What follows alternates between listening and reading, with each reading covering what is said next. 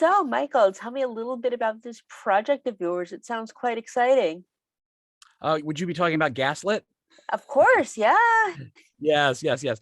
Very exciting. Well, it's the series is about Martha Mitchell, who was the wife of John Mitchell, who was Nixon's attorney general during the whole Watergate scandal and was quite involved in that scandal. And Martha Mitchell was basically the woman who, on the side was a bit of a media socialite, and she got out there and told the truth in a way that was very uncomfortable for the administration and has kind of been forgotten to history over the course of all these many decades. So this is a way of kind of redeeming her character because she was put up as being out of her mind and crazy, and turns out everything she was saying was right. So it's pretty wonderful that she's getting a chance to have her story told properly, and the woman telling her story as her is Julia Roberts. So you can't go too badly with that. Yeah, I mean, you can't get any better than Julia Roberts in a movie, No, especially in a lead like that. not at all. And it's one of my favorite things I've seen her do. And Deck, she's great in everything, but this is like right up there with the best work she's ever done, I think. Yeah, and she's one of those things, one of those actresses that's like a fine wine, just gets better with age and better with every 100, performance. 100%, completely 100%. Nice. And now, how are you involved in Gaslit? Well, let's see. I was cast as Mike Douglas, which he was an actual TV show host. For people who don't know, I grew up watching Mike Douglas. You're in the Northeast, so maybe had some familiarity with him as well. But he was sort of before Dick Cavett, around the time of Merv Griffin, those type of Yeah, yeah, shows. yeah, yeah. Yeah, and he was a wonderful TV show host. And part of his shtick that he would do was that often he would have celebrities or political public figures co-host the show with him for as long as a week. So Martha Mitchell, who was quite a media, fun media personality, she actually co-hosted the Mike Douglas show with him several times through the course of her life and her public, her public life. And Douglas actually kind of considered her to be part of the Mike Douglas family, as he put it. And so I get to play a little role where we do some recreations of Martha Mitchell on the Mike Douglas show.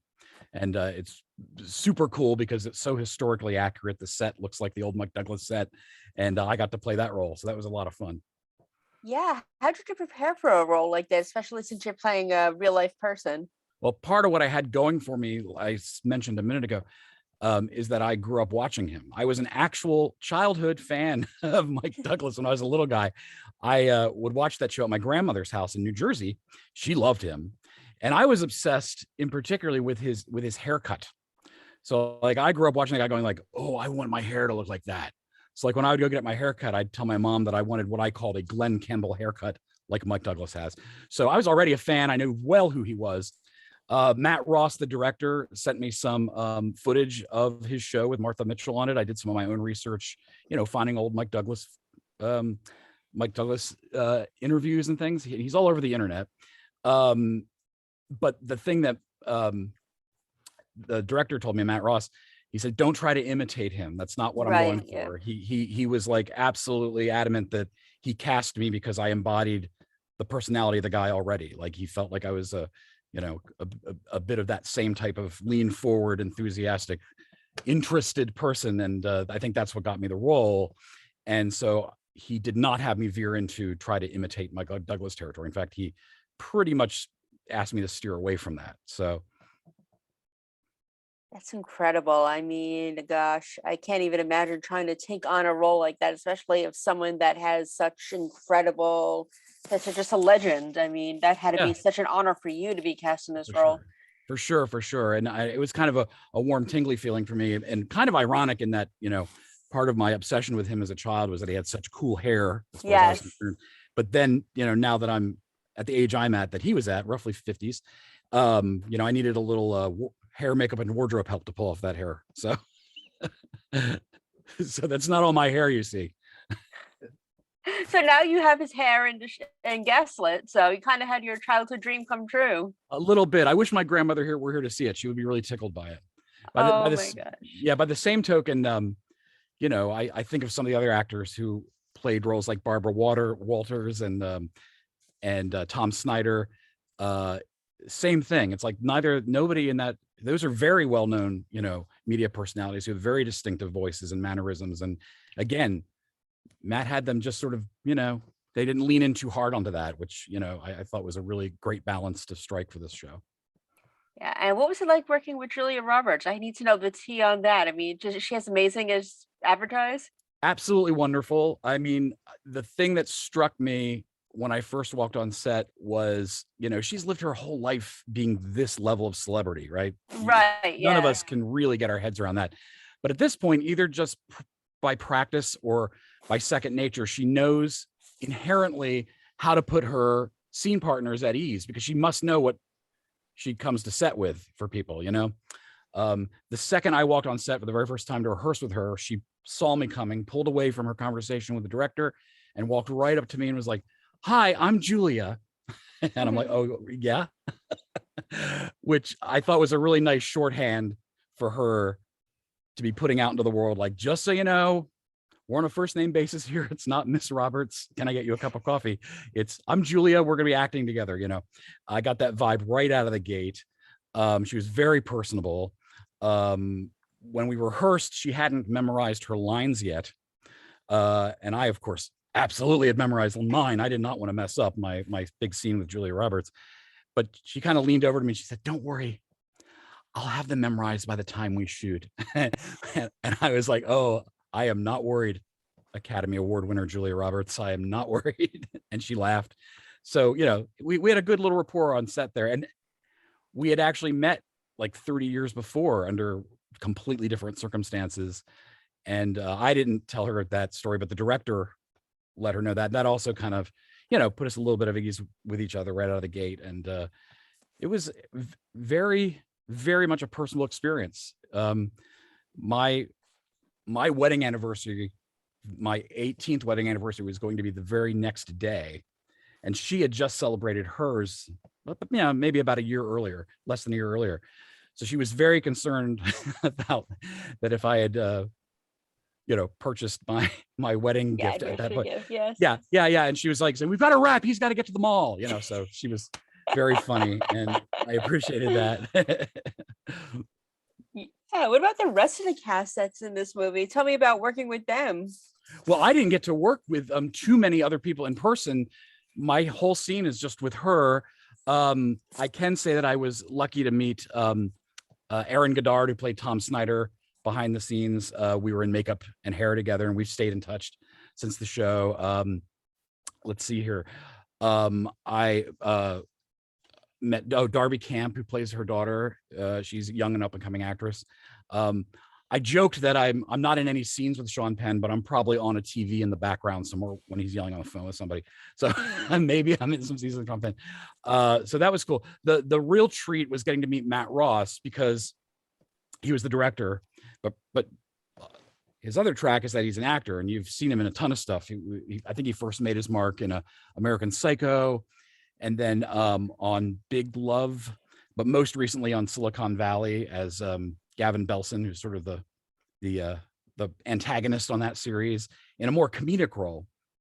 And then separate from that, I saw a movie 3 or 4 years ago called Captain Fantastic, which I fell in love with. I was like, "Oh, I love this movie, Captain Fantastic. So wonderful," only to find out that he directed that.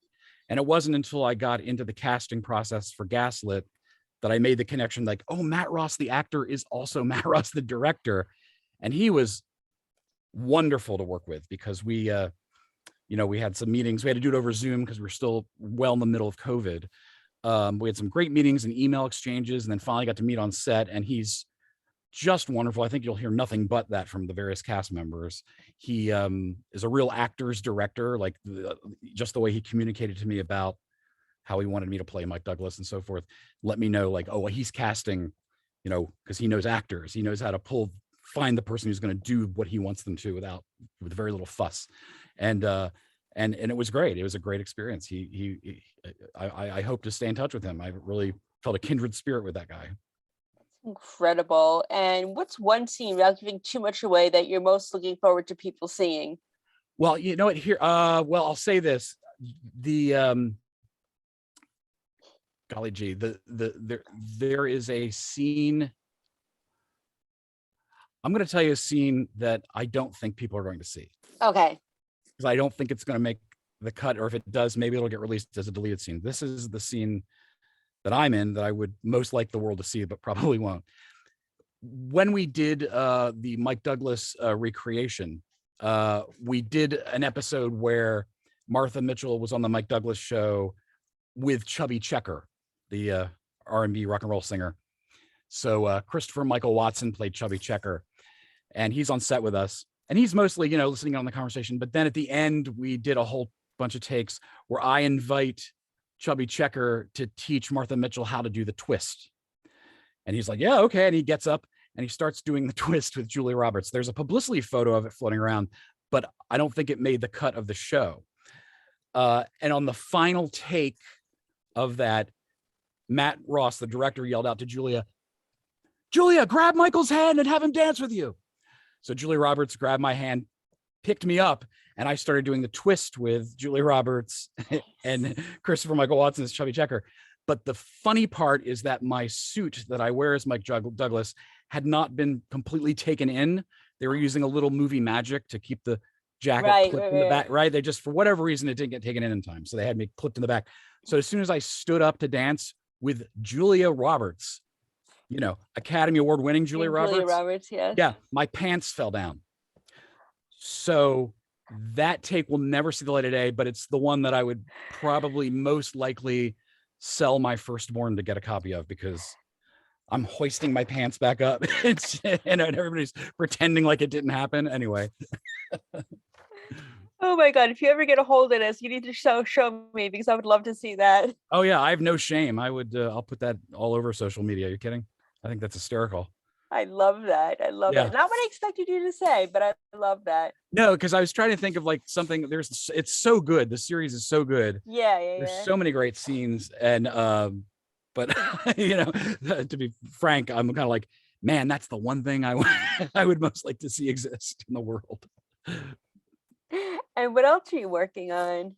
Well, let's see. The big thing I've got in the pipeline now is a web series, an internet series called Designing Empires, that I'm very excited about. It's set in the Star Wars universe. It's a satire. Yeah. And what it is it's the story of the rebranding. Basically, it's about the company, if you want to call them that, or the design agency that was put in charge of rebranding the Galactic Empire after the second Death Star exploded into the First Order for The Force Awakens. So it's what happened. How did the Empire basically rebrand itself into the First Order? And it's basically a workplace comedy told through conferences.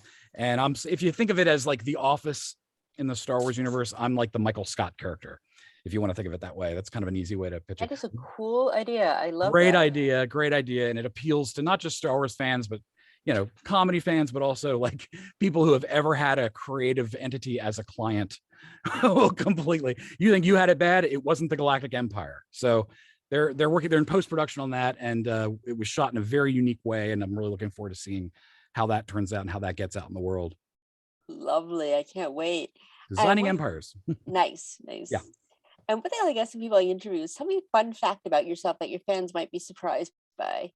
Oh, well, now people that are, kind of discovering me now, coming into acting at, slightly later stage in my life. In the early 90s, I was the lead singer of a band called December out of Austin, Texas. And we were like a, neo-prog art rock band. And I was the main singer-songwriter, as far as lyrics go, of that band. And there are videos floating all over the internet of me doing all sorts of crazy things on stage in my early 20s. That I have a whole other life from that I can talk now very nostalgically about, like, that back in the day I was a rock star and we toured. So yeah, that's probably one of the more interesting things that I've got hidden in my dark history. And since we're also television site, what are you watching these days? Just finished watching Severance. Nice. One of the most brilliant things ever. My wife and I kind of have this thing where we can watch one, maybe two things at a time. And that's about all we can do. So we've obviously worked our way through Gaslit, Severance, a high recommend. We recently rewatched The Whole Office with our daughter, because she's now old enough to yeah, to get it appreciated, and it's kind of trendy among her age group. It's kind of experienced this resurgence. I think next we're either going to tackle the new season of Barry, or what is the other one? Barry and oh darn it! Oh, Hacks. I think Barry or Hacks are probably the next thing, because they have a new season out that we haven't quite got around to yet. I don't know if we can handle the last season of Handmaid's Tale. Like, we were obsessed with Handmaid's Tale, but boy, I don't know if I can go back there. It's so intense, man. I know, so intense. I was thinking the same thing. I don't know if I could go back to it.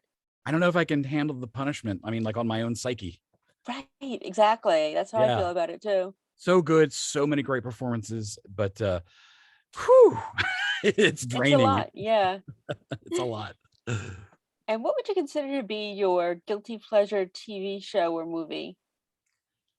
Oh gosh. Well, I mean, I like really dumb comedies. I mean, like, I, and you know what else? There's two things. Dumb comedy. These are like, the way I can gauge if it's guilty is if it's something I don't, ask my wife to watch with me. So, so like, really dumb comedies. The dumber the better, and horror movies. Like, I have a Shudder subscription, and I will watch any horror. So my current guilty pleasure is Shudder did a television series based on the movie Creepshow. So they're like, Yes.